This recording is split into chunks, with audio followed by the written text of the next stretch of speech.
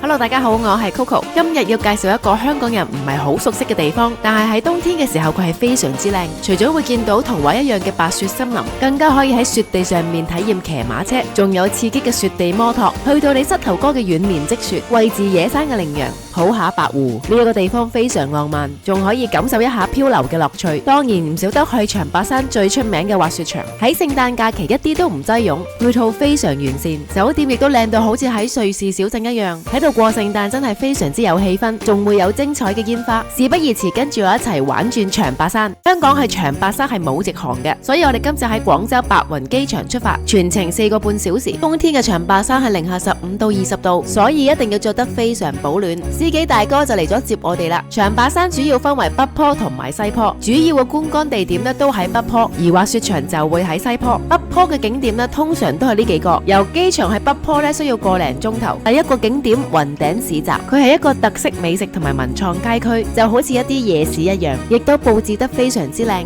可惜我哋當日去嘅時候就太夜啦，有啲鋪頭已經閂咗門。你睇下佢哋啲吊燈擺得幾靚，其實嗰啲全部都係詩詞嚟噶。呢一度都有好多特色場俾你影下相、打下卡，都好有呢一個中國文化嘅氛圍。仲會有類似 food court 嘅地方俾你食嘢，周圍都可以見到高過你嘅雪人，你仲會見到一大片嘅冰瀑布，喺現場睇真係好壯觀。第二日我哋就去咗呢個在之和酒店，因為佢哋起咗幾百個雪人軍團出嚟啊，你都咪話唔壯觀啊！而且佢哋個個都高成2米幾噶，造型可愛，排放得又整齊。我帶咗個航拍就可以影到唔同嘅角度，你企咗喺入邊，身邊有咁多個雪人包圍住你呢，個感覺真係非常之特別啦！嚟到嘅時候，你就可以發揮你自己嘅個人創意，睇下用乜嘢角度將呢一班雪人軍團影得又可愛又壯觀啊！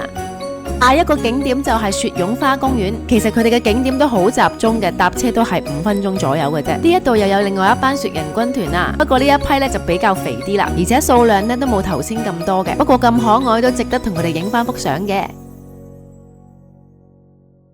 喺呢度都有好多節目俾你玩嘅，就例如呢個圍爐煮茶，而呢一片地方其實係一個湖嚟噶，冬天嘅時候就會結晒冰。喺呢度亦都會見到羊駝，仲有啲屋仔俾你喺入邊打邊爐，仲有一個馴鹿園，入邊就比較人多啦，因為個個都爭住入去餵鹿啊，啲鹿又真係幾靚，好似真係聖誕節嗰啲鹿咁樣啊！我啲小朋友都餵得非常開心啊，不過要小心俾佢啲角撞到喎。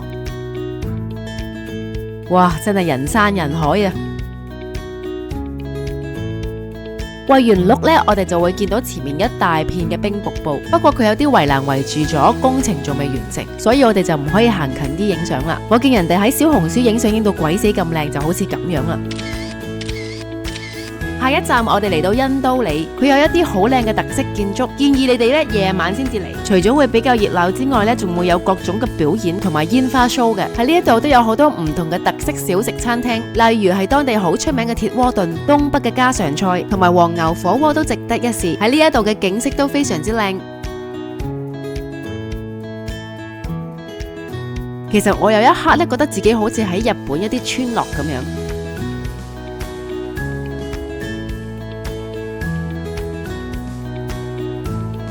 而我哋今次嚟恩都里嘅最終目的就係要睇呢個由雪整出嚟嘅雲頂天宮。我哋去嘅時候佢係仲起緊嘅，係要每年嘅12月底先至會完工，真係非常之壯觀啊！夜晚仲會配合埋燈光表演。我啲小朋友又喺度玩雪啦。喺旁邊亦都起咗好多個好可愛嘅小雪人，睇落有啲似蜜雪冰城個雪人啊！藍天白雲加上一大片雪地，小朋友玩得非常開心。恩都里除咗風景優美，仲有好多特色嘅建築同埋地道嘅美食，你哋一定要嚟感受一下啦！我哋住咗2日假日皇冠酒店，因為佢哋擁有真嘅溫泉，而且仲係好多個靚嘅露天溫泉，就好似咁樣啦，簡直係冰火兩重天啊！呢一啲結晒冰嘅冰柱真係好似一幅畫咁靚啊！我覺得最特別嘅都係呢個紅酒池，不過都有成42.8度，都幾高溫噶。聽聞浸完之後可以行氣活血，喺呢度真係有好多個唔同造型嘅露天溫泉，亦都係打卡勝地啊！個個都爭住影相，呢一啲用冰柱造成嘅拱門都好靚。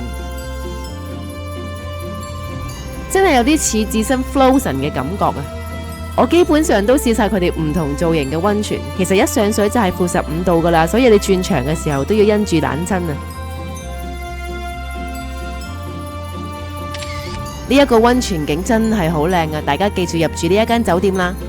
皇冠假日酒店嘅地方都相當之大㗎。呢一啲雪人呢，就企晒喺酒店門口啦，佢哋自己都有一大片嘅雪地咧去養動物嘅，而且仲有好多節目嘅安排，例如坐馬車等等。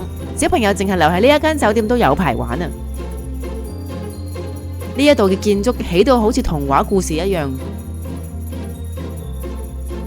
你仲會周圍都見到鹿。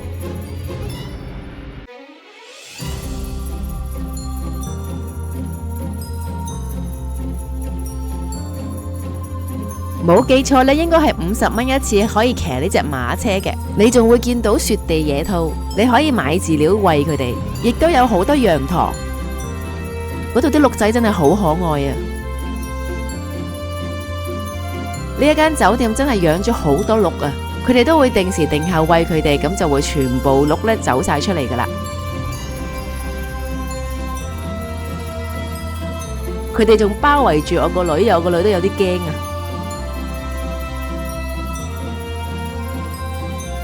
仲有呢一個佢哋自己整嘅雪梯，咁你俾30蚊租呢個水泡咧就可以玩成日噶啦。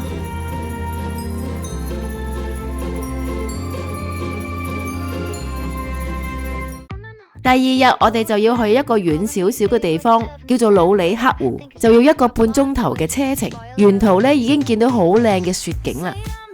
努里克湖係非常之大嘅，所以佢裏面會提供咗馬車或者係雪上電單車嘅。如果你要徒步咧，要行成2-3個鐘頭噶。呢一度係一個冰雪世界，只有雪同埋一大片森林。呢一啲就係雪地摩托啦。你亦都可以試下佢哋嘅雪地馬車，似唔似去咗芬蘭呢？同一家人一齊坐咧，都真係一個非常之好嘅體驗啊！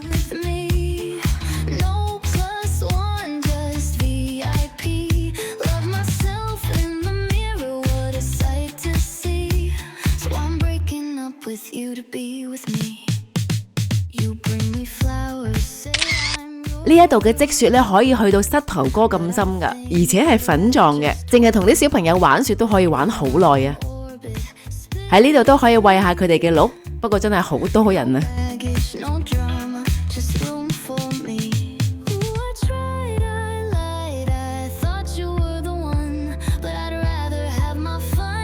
佢哋亦都會有賣一啲串燒嘅。好啦，我哋而家就要試下佢哋嘅雪地摩托啦。我先生就同我細女一格，而我就同我大女一格啦。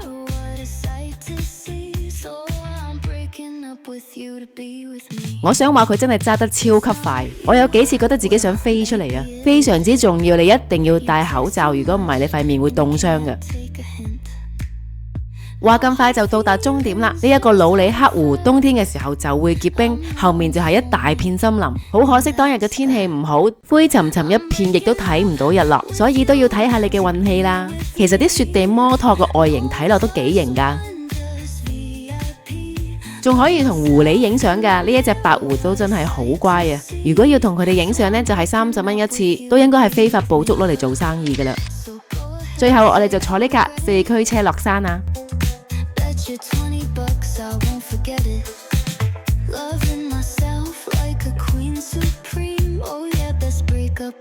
山腳其實有好多小木屋酒店可以住嘅，沿途嘅景色仲好浪漫添。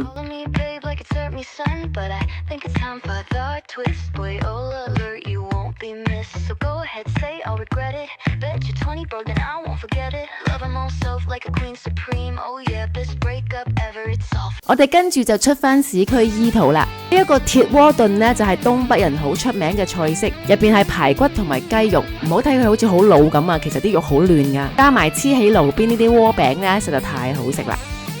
返酒店咯，呢個呢，就係我哋酒店夜晚嘅景色啦。第二朝呢，我哋就要去萬達滑雪場。去 check in 之前呢，我哋就去咗玩漂流。漂流喺長白山其實係一個好出名嘅活動。呢啲河水呢，其實係溫泉啊，所以佢係唔會結冰㗎。我哋就會坐橡皮艇沿住呢條河去漂流啦。我先生同我大女衝落去先啊！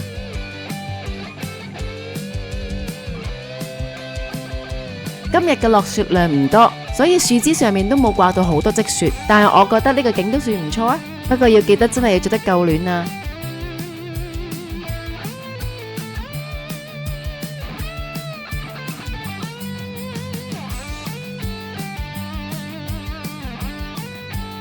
長白山係有4條漂流嘅，而呢一條小沙河漂流呢，就係最短嘅，只需要20分鐘就玩完噶啦，而且人流係最少嘅，唔使排隊。跟住我哋就到咗萬達滑雪場啦。呢一個滑雪場其實已經經營咗13年，配套非常之完善，而且佢哋嘅酒店都好有瑞士嘅風格。如果想知多啲呢一個滑雪場同埋酒店嘅資訊，就可以收睇呢一段 YouTube。我今集嘅介紹就到此為止，記得訂閱、留言、點讚，我哋下次再見啦，拜拜。